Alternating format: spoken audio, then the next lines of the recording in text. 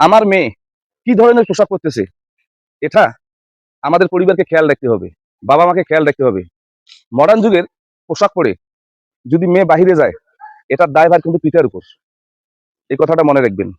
আসলে এই যে একটা মোবাইল, দোস্ত এই মোবাইলটার দাম কত?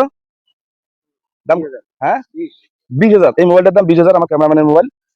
এই 20,000 টাকার মোবাইলে একটা ব্যাকপার্ট লাগাইছে, আর একটা কি গ্লাস উপরের প্রোটেক্ট গ্লাস গ্লাস লাগাইছে।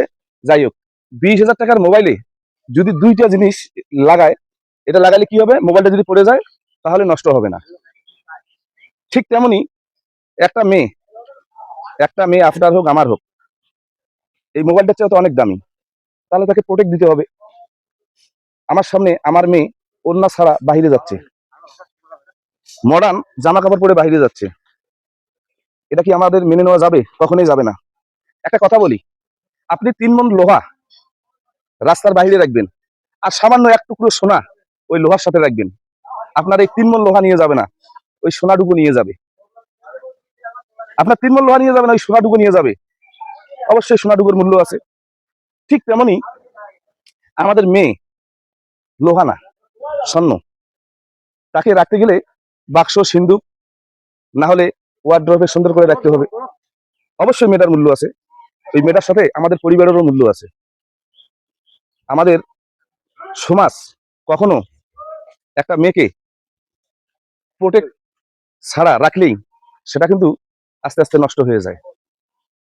তা আমি বলবো যে আসলে একটা মেয়েকে একটা মেয়ে কিভাবে কাপড় চোপড় পরছে, কিভাবে বাহিরে যাচ্ছে, সেদিকটা নজরে রাখতে হবে।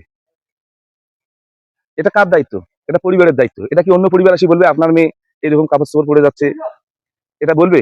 কখনোই বলবে না। আর বলার মতন কথা থাকলেও ওই কথাটা বলবে না, কারণ আপনি যদি কোনো ধরনের তাকে খারাপ কথা বলেন, এটা আমাদের নৈতিক দায়িত্ব ভাই। এই জিনিসগুলো বুঝতে হবে। একটা মেয়ে যখন বাবার বাড়িতে থাকে, তাকে হেফাজত করবে তার বাবা মা, অন্য কেউ করবে না। আসলে কথা বললে অনেক কথা বলা যায়, আমি সেদিক দিয়ে না যাই। আপনি আপনার মেয়েটাকে ওই স্বর্ণের টুকরো ভাববেন, দেখবেন যে মেয়েটা অনেক সই সালামতে থাকবে। আর যদি লোহার মতন ভাবেন তাহলে তো হবে না। যাই হোক, অনেক কথা বলে ফেলেছি।